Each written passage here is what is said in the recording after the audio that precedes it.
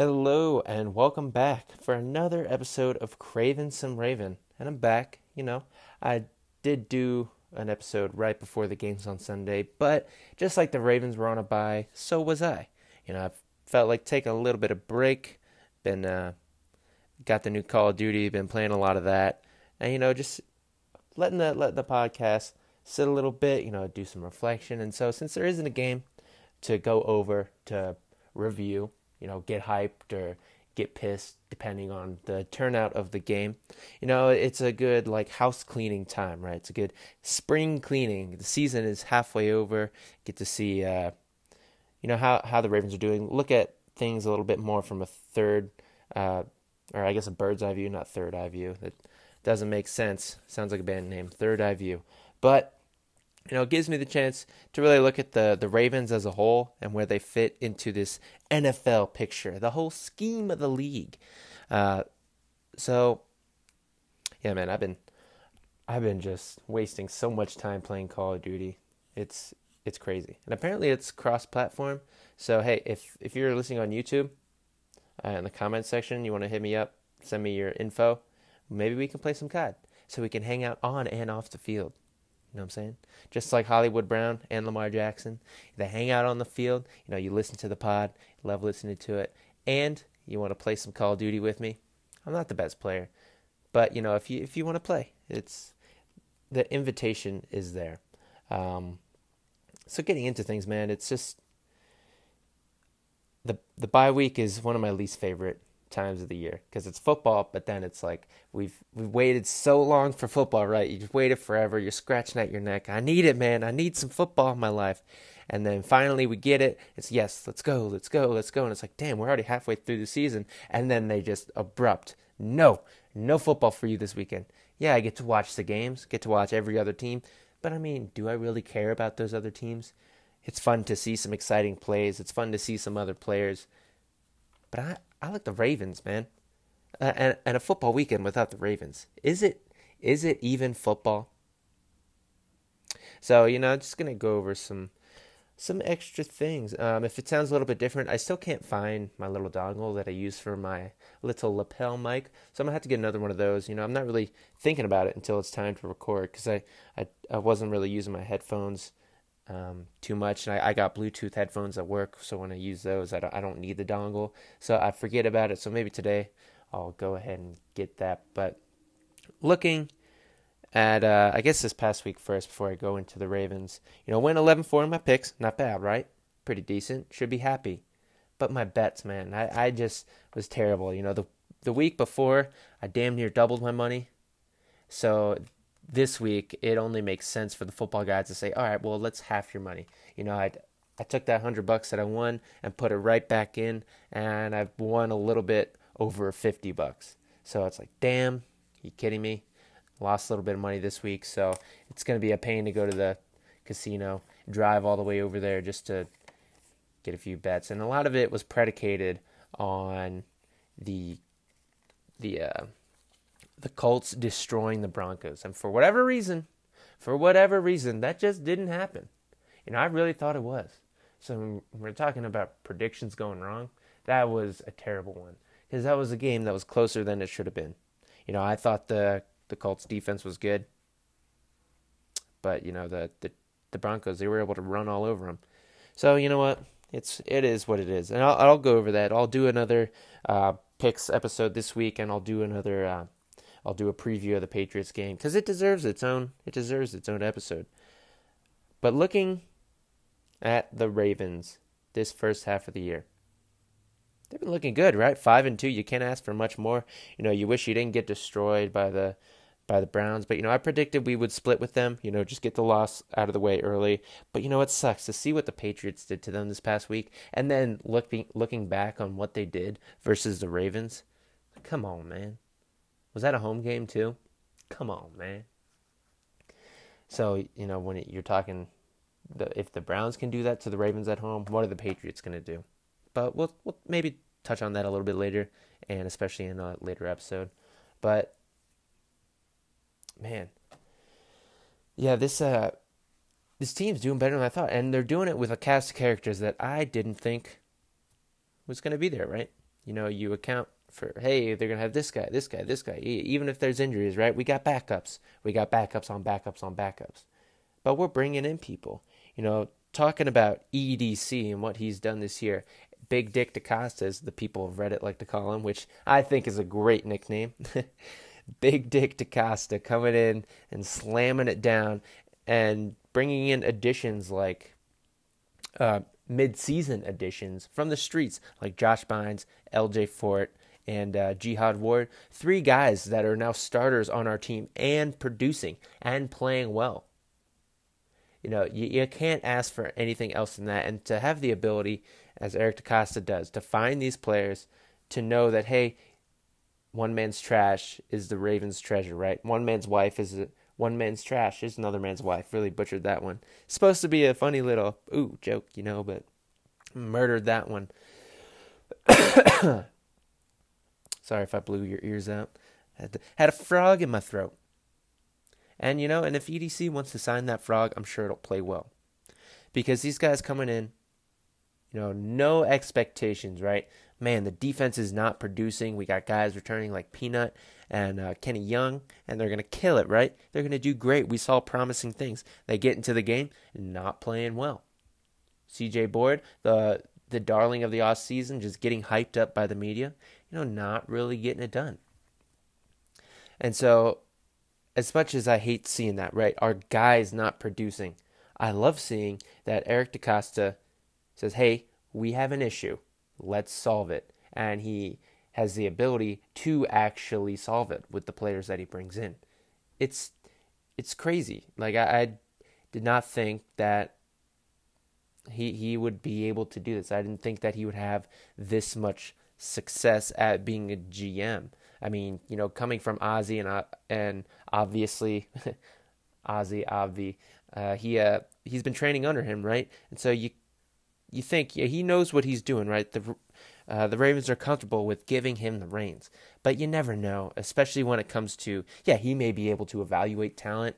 He may be able to find great players in the draft and have just the ability to really be a great scout. But what does he do when it comes to contracts? What does he do when it comes to signing players, trades, all this the little minutia that comes with being a GM? Deciding where the money goes, dealing with the salary cap, because we haven't seen it. You don't know. And what he's done so far this year has been amazing. We are, within 1 year, we're already out of salary cap hell. Right, because after this year, we're going to have tons of money. We're going to be able to pay our guys. And we're going to see, what he values as a team builder. Talking just overall additions, right? Because some of the subtractions that we got this offseason, you can't control that always 100%. If someone wants to give C.J. Mosley $17 million a year, hell, you can't match that. And then you can see, is he worth it? He's not even on the field. So I'm kind of glad, As much as I love C.J. Mosley, apparently they offered him $14 million as a final offer, but he felt I'd rather go and get $3 extra million a year to be miserable. It is what it is. Money can't buy happiness, and that's a lesson that even NFL players have to learn. And I've never learned that lesson because I've never had money, but that's what everyone says, right? Everyone says, hey, money can't buy happiness. So either everyone's wrong or everyone's just an idiot for continuing to believe that sort of thing. But, you bring in an Earl Thomas. You bring in... Why am I blanking on names right now? Normally I can just spit these names off. All right, what the hell? Let me pause this. All right, geez. So, you bring in Earl Thomas, you bring in Mark Ingram, key contributors on their respective sides of the ball, right? And then you also bring in a Justin Bethel who killed it in the special team game, and bringing in a Seth Roberts who's played well, and that's just kind of off-season stuff, right? Not to mention the draft picks that he signed, and also the people that he got rid of, right? Alex Collins. Who else? Who else did we get rid of? no, Tavon Young. I'm just looking at these names here, and it's going in chronological order. So yeah, Michael Crabtree gone, and it's like even Jordan Lastly when he was here. It's like, hey man, you're not producing, get the fuck out. Signing Nick Boyle, underrated, great signing, and then later on Stanley Jean-Baptiste, signing him. If he didn't break his forearm, which is another thing because the Ravens can't get goddamn healthy. But trading Jermaine Illuminor, which was huge, right?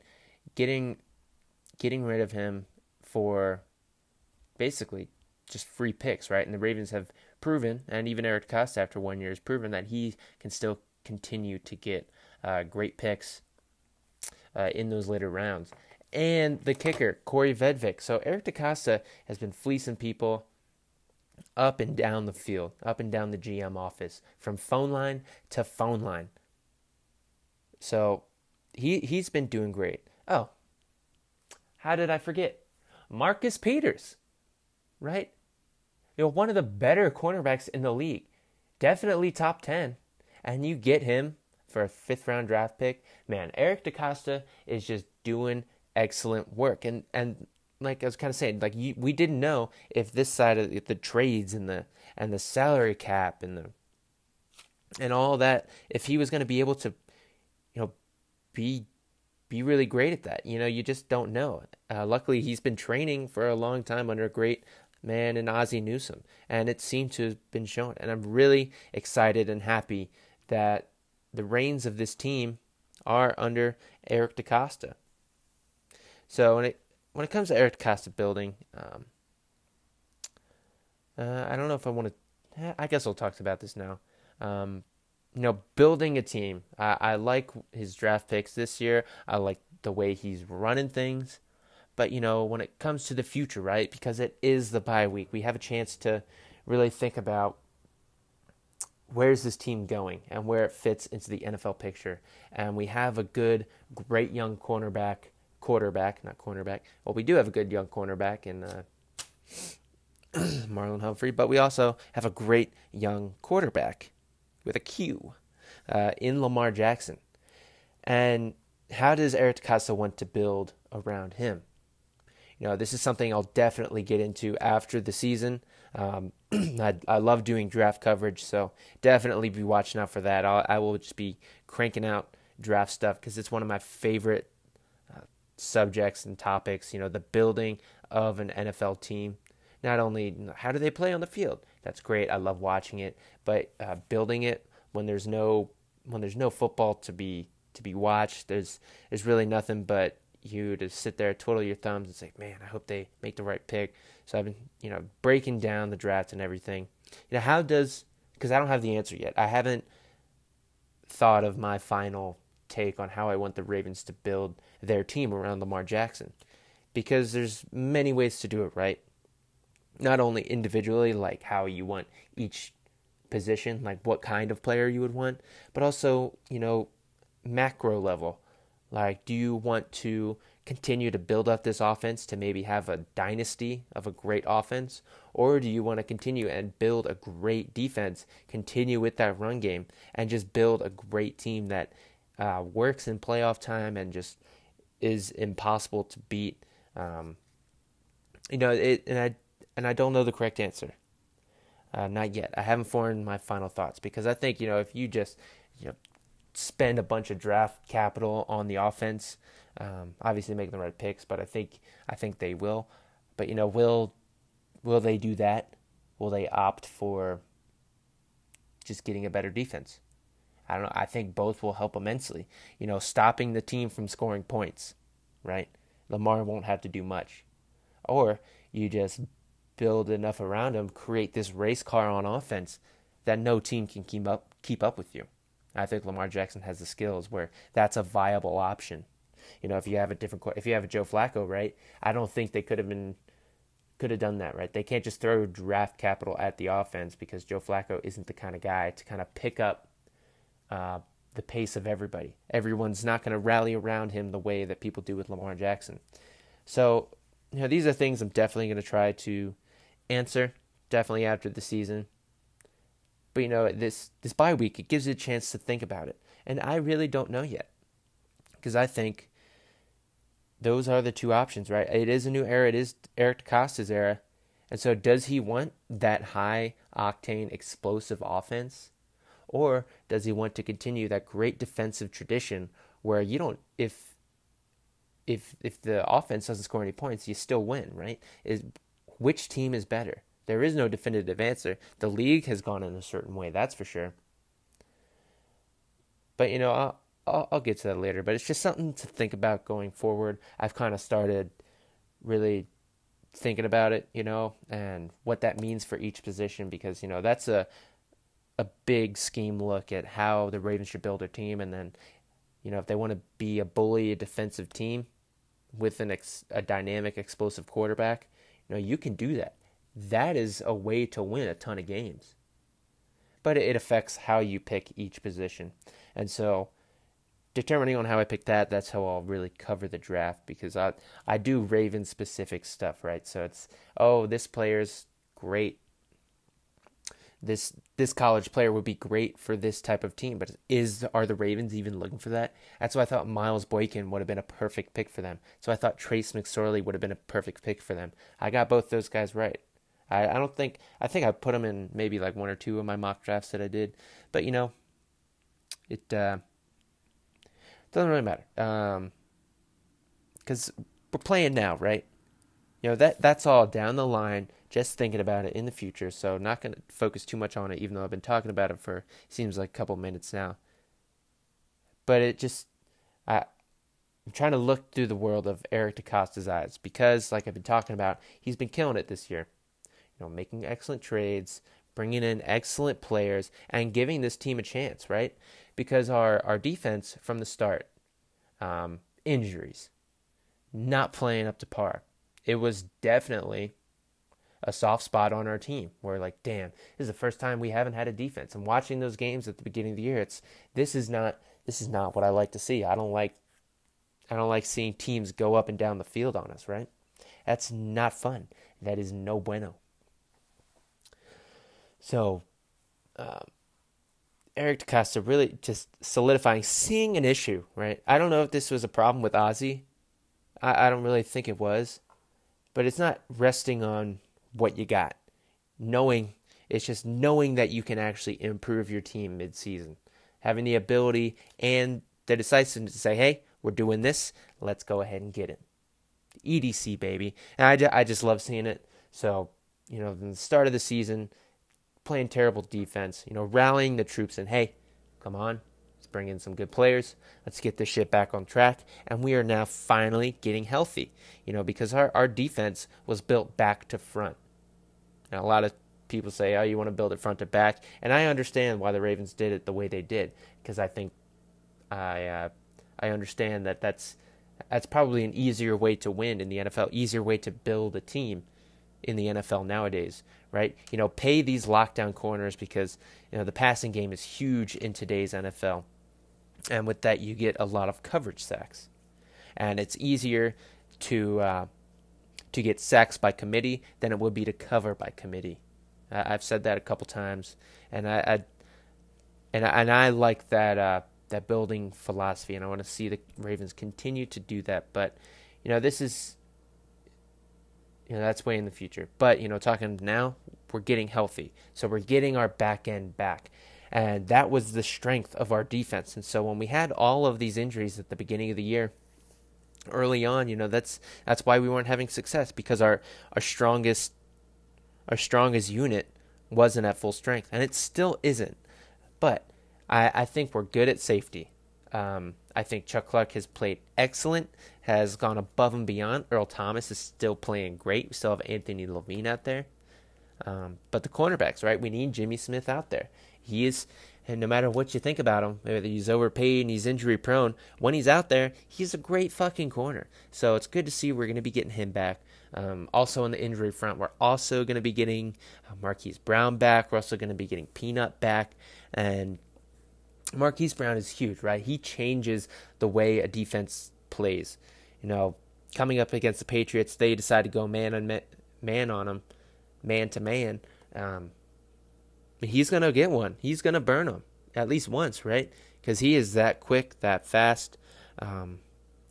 So that changes the way a defense decides to play. They have to bring a safety back, which just leaves everything open up front.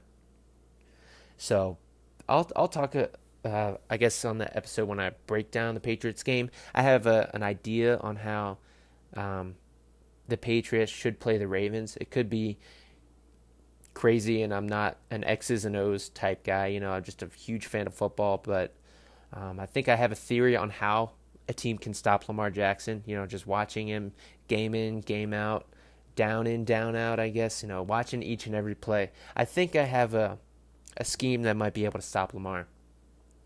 But, it's just a theory. So I'll get to that in a later episode. But, getting Peanut back, right? And he wasn't playing that well in the beginning of the year. But it's big because now we're already playing great at the inside linebacker position with these additions that Eric DeCosta has made. So now bring back Peanut. Is he going to be the starter? I hope not. I hope that he just comes back in and did what he did at the end of last year when he was so successful. And I heard that they offered him an extension and he decided to bet on himself. So far it's not working out. He might be losing money. But if he can do what he did last year, after the bye, really taking over and making this game his biatch. So I think he can do that again. Going back to that weak side linebacker position. Being able to run around free. That was his bread and butter.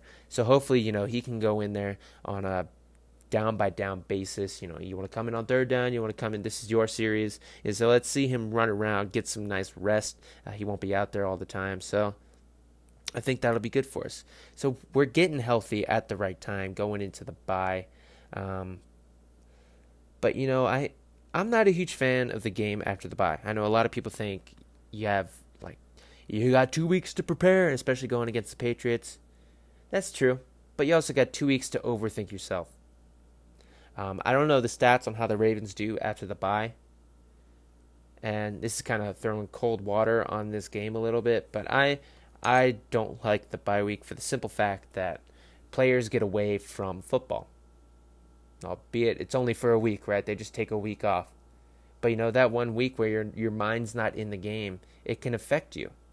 So you come back and you're a little bit slow. You're not up to game speed. I've seen it a few times when the Ravens come out of the bye and look like trash. I've seen them come out of the bye and look great. But it's just that inconsistency. I don't like that. The bye is great. I'm not saying get rid of the bye week because that would be insane. That would be so stupid. The players, they need rest. But, I feel like it takes them out of their element, takes them out of their routine. And so when you come back, you might not be as sharp as you used to. And going against these Patriots, we're going to have to be sharp. We're going to have to be excellent. So, yeah, man, I like where the team is at, 5-2, coming off a great win in Seattle. But like I'm saying, I don't want to see them rest on, hey, well, we beat Seattle, we got this. No, you got to work hard. I hope they're planning something. I hope they bring out the fine china. I talked about that in previous episodes. Are they saving the good plays? Are they saving the excellence that is some of the Greg Roman's playbook? Because it seems like they're not showing everything. They haven't shown everything for most of the season. Is this just what the team's going to look at, or are they going to roll out some new stuff, really catch the Patriots off guard? Hopefully. And like I said, I'll definitely go over that in another episode where I really just break down that game. It's going to be a very hyped up game. It's going to be on Sunday night. It's going to be a night game under the lights. Lamar is going to put on a show as always. So we'll definitely talk about that for sure. For sure. So there's something else I wanted to talk about. It was definitely something else I wanted to talk about. I wrote down some notes. How is fantasy? I wrote down how is fantasy. What does that mean? Oh. This past week wasn't my best. Fantasy football, it's a bitch sometimes. In one of my leagues, in my work leagues, I am 8-0. I am killing it. I am murdering it. No one's even close to me. The next the next few players are all 5-3, and I faced all of them.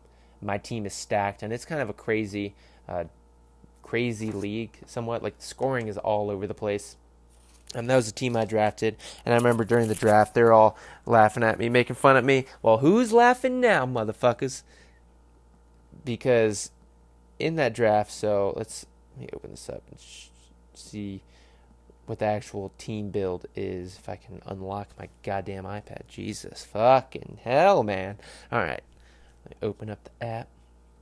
Because it's got a ton of positions, right? So, you got a quarterback, you got a running back, you got another running back, you got a wide receiver, tight end.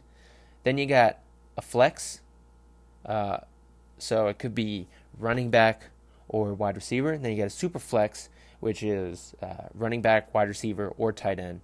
Then you got, kicker, defense, and a defensive player. And it's PPR, so scoring is off the charts. I get close to 200 or over 200 each and every week. And during that draft, man, it was I got 4 running backs in a row. My first 4 picks were all running backs. I'm like, you gonna get another position? Like, bro, this is 12. This is a 12-round draft. You can get quarterback, kicker, defense later on, and it's not gonna be a big deal, right? Tight end. I had I had Mark Andrews. And I thought, he's gonna be great, right? And he has so far. So far, he is killing it. I don't know where he's at right now, numbers-wise.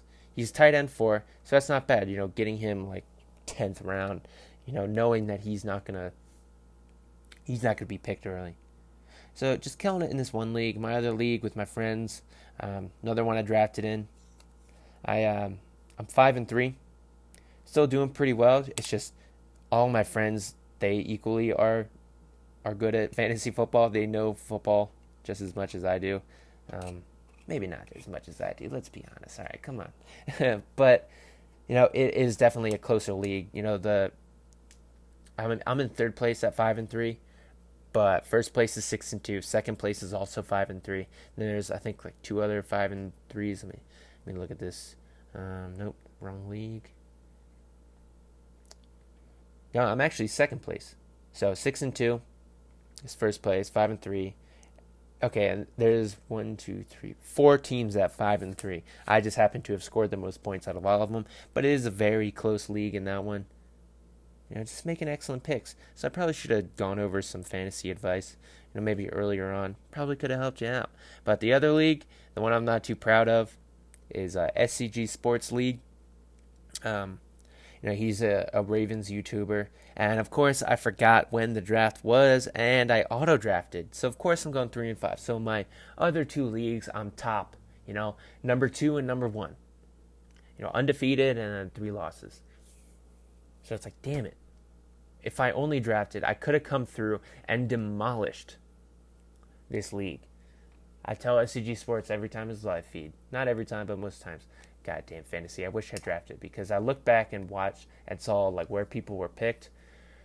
Fuck, man, I would have had another good team, because they drafted just like everyone else does. They're obviously a little bit more Ravens heavy, so I wouldn't have been able to get Mark Andrews or Lamar Jackson, but that's just a damn shame. When I had to come through against the YouTubers, really prove myself that, hey, motherfuckers, I'm here. I know my shit. Wasn't able to do that. But that's not really Ravens related, so I'm going to get off that maybe a little bit. And I think it's time for my obligatory, Lamar hype sesh, right?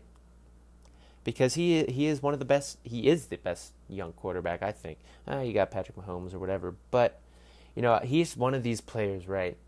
And when it comes to this game coming up, Lamar Jackson is one of these guys that when he's in the zone, when he is on point, he can't be stopped. The team can't be beaten when Lamar is going off. When Lamar is in the zone and feeling it, like a flow state of football, there is no stopping him from winning. They're talking. I think there's a select few players that are that way. When they're feeling it, when they're playing good, the team can't lose, right? I think there's a couple players like that. I think Aaron Rodgers is like that, right? That's why he's one of the best to do it. When he's locked in, can't lose. He's the comeback king, Hail Mary king, discount, double check. I hate my family. He's that guy. But also, I think who else? I think Deshaun Watson is like that, and Pat Mahomes. I think Pat Mahomes is more like that. You know, when he's on one, you can't lose to that guy. He will just pass it over your head across the yard. And like Lamar Jackson, Deshaun Watson, you know, running and throwing, I think he's kind of like that. But his team just isn't as good, and he likes to take some sacks. But, you know, that's when he's locked in, not doing that. Maybe Christian McCaffrey, too, when he's locked in. When you can't stop him, it's impossible for them to lose. And Lamar Jackson is one of these guys, one of these top-level guys that you can't stop him. When he's going, you can't stop him. So this is something, it has me excited. I think, 10 years of Lamar, I think we can get at least one Super Bowl. We'll be able to have a lot of success. And like I was saying earlier, how do you want to build around him? Because really, he's the type of player that allows you to have options. So I am just super excited for the rest of the year. If the Ravens don't get it done this year, they have tons of cap room, they have a ton of draft picks, and they're going to be able to go into next season hyped and excited. Oh yeah, that's right. I want to talk about some predictions I made. So I guess we'll just move off Lamar Jackson, I guess, which is impossible because I will end up talking about him. That's the way this goes, man. It should be called Craving Some Lamar, which is kind of a weird, dumb name, so I'm glad I didn't do that. But, some predictions I made, I'm not going to talk about the ones that I was wrong at because normally the ones that I'm wrong at are week-to-week predictions, whether it be a win or how someone's going to play or what I think is going to happen. But season-long predictions, I've been fairly correct about that. I think I settled on 10-6, which I think is definitely a goal. I even talked about 11-5. I think I might have settled on 11-5. But I even said 16-0, But that was the purple Kool-Aid getting to me. It got to me a little bit. It was feeling good. It was tasty, extra sweet and tangy. So that Kool-Aid was hitting hard. So I was just like, fuck it, why not just say 16-0? But, I did settle, I believe, on 11-5 or 10-6. I can't remember. That's where a lot of people have them. A lot of Ravens fans have them that way, in that spot. So nothing crazy there. But I talked about the rushing record and how I thought that Greg Roman with this run game and Lamar Jackson are going to be able to break that rushing record set by the Patriots in 98 or 78, I want to say. It was like 3,100 something odd yards. And right now, they are on pace to beat that. Seeing the Patriots, they were susceptible to the run. So it's like, oh, that'll be the best defense we've faced. But, it seems like we're going to be able to run on them. Just based off what the Browns were able to do. I know Nick Chubb's good. But so are we. We're the best running team in the league.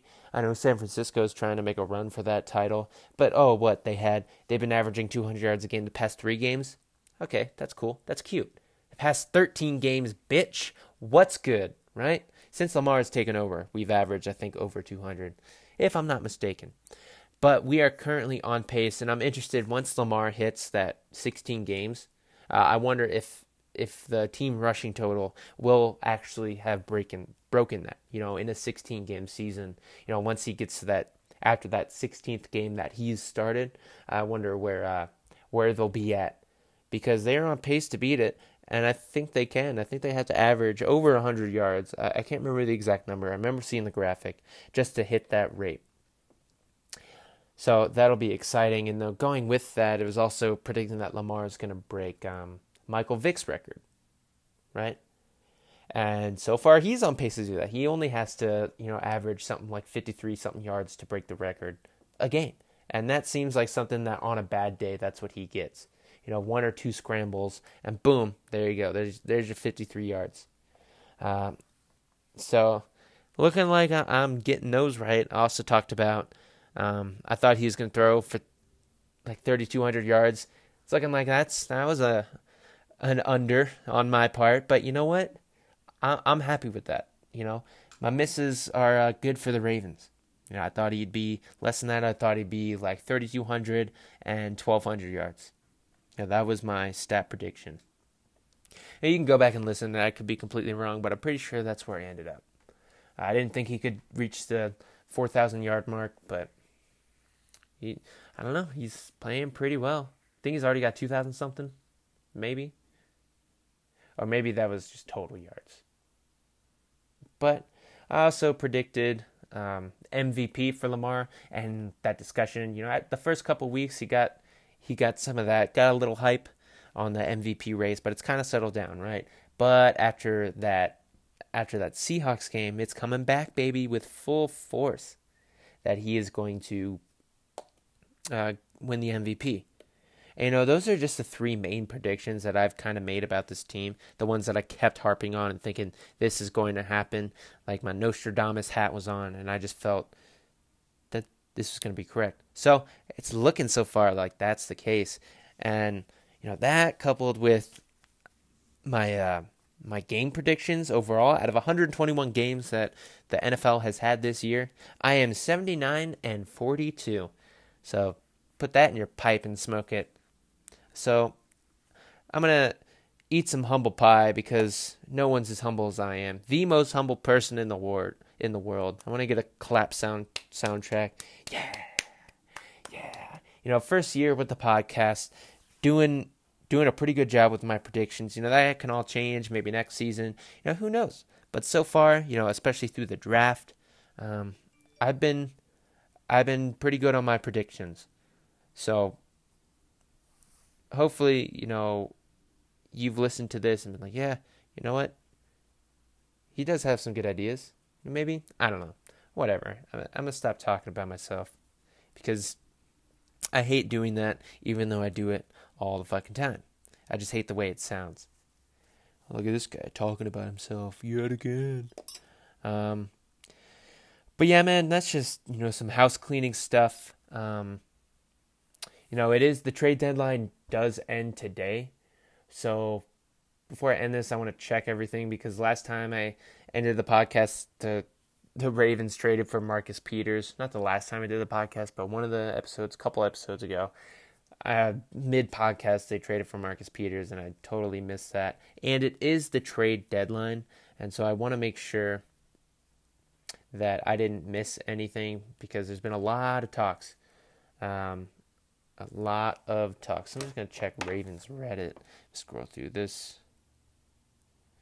Don't stress if nothing happens in the next hour. We are a great team. Damn straight, Tyler Wades the fourth. It's an hour before the trade deadline, and I get a notification from the mobile app. It's Trivia Tuesday. Oh, yeah, I got that too. It's like, oh, something happened. Yeah, but I mean, so it's looking like nothing has happened as of yet.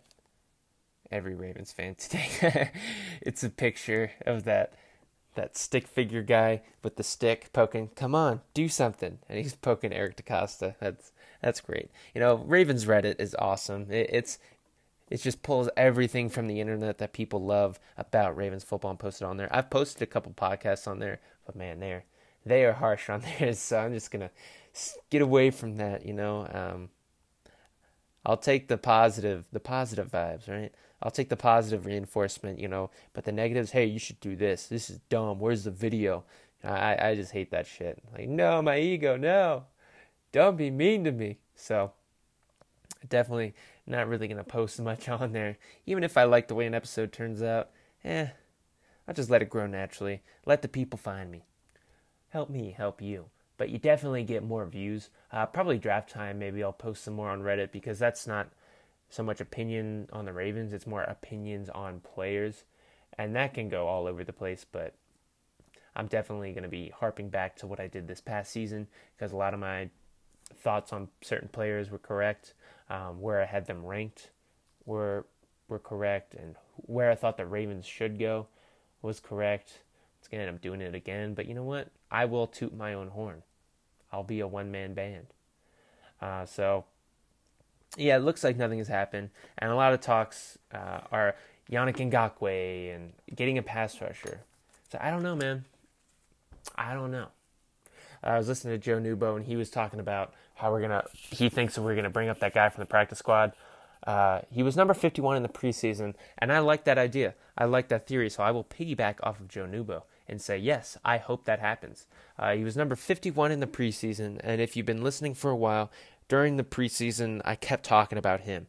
When I would talk about players who were playing well and deserved to make this team, and just talking about people who had done well, he was one of the guys that kept coming up. It's like Aaron Adoye. I don't know. It's one of these confusing names. But he played with heart. He played with effort. He was getting pressure on the quarterback. I loved the way he played, and he was playing like a true pass rusher. And so I do believe, and I think Joe Newbo is right, and I think the Ravens should listen to that and bring him up. He played well in the preseason. Hopefully he can bring it to the game, and I like that idea. Bring in your own players. As much as it's awesome to make a big trade, get a player like a Marcus Peters or a Yannick Ngakoue, it's all about price, right? Right player, right DeCosta. So I don't want to see Eric DeCosta mortgage the future, because this is his team now, right? He's going to have this team for the foreseeable future until he has like a couple bad drafts, right? Because Ozzie Newsome, right, he had a couple misses here and there. He kept going on a string of what's going on with the second round picks, huh? Ozzie? Mm-hmm. So, or maybe we bring back Tim Williams. No, I just thought about that. I forgot about Tim Williams. Was he getting it done? I don't know, but he's a guy, right? They felt it okay to get rid of him. And now that there's an injury, do they want to bring him back? I think it's telling that he's not on the roster already. So maybe it was an attitude thing with him. I don't know. But, I just don't want to see them make a trade just to make the fans happy, but really mortgaging their future, because these draft picks are gold. That's how you build a good team. And like I said, I'm definitely going to talk about this later on. But, teams, when it comes to like the rebuild, right? Teams rebuilding, they just collect draft picks. I know there are lottery picks and everything, but it's the easiest way to turn your team around. To go from a terrible team to a great team is just by hitting on 3 draft picks, 3 excellent players. If you can pick up 3 blue chip players in the draft, you can go from 0-16 to probably 9-7.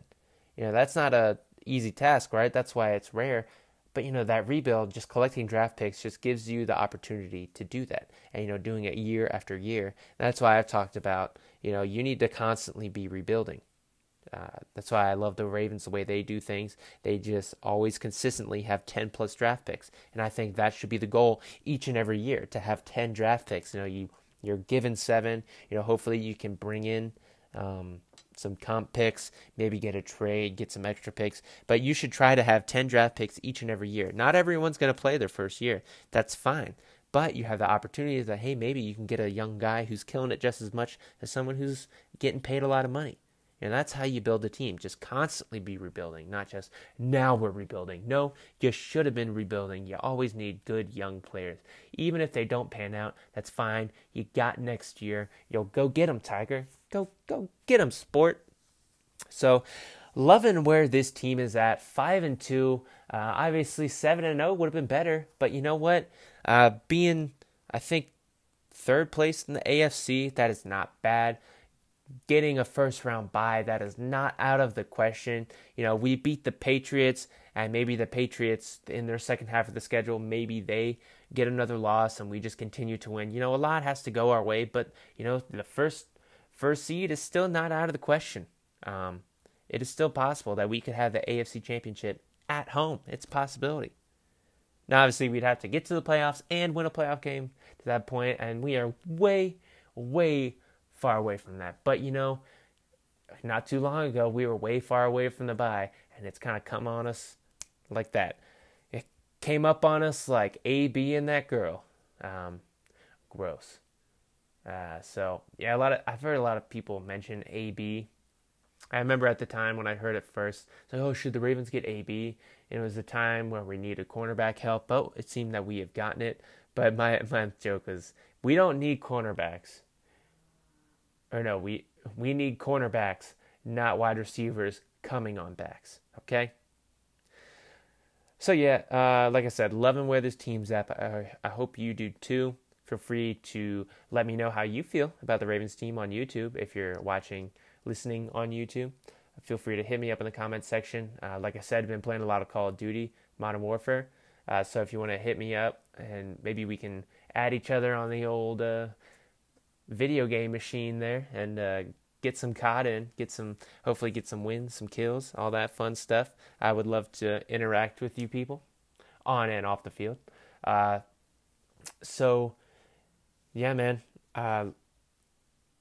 let's get these next couple wins. Let's have a good second half of the season. The schedule gets tougher, but let's do that. Let's Eric DeCosta continue to do things to the best of his ability, do things the way he has done. Don't bring anybody, like I was just saying, don't bring anybody overpriced, right? Just keep chugging along with the way you've been doing things. It's been working, so keep doing that. So with that being said, thank you for listening, and go Ravens!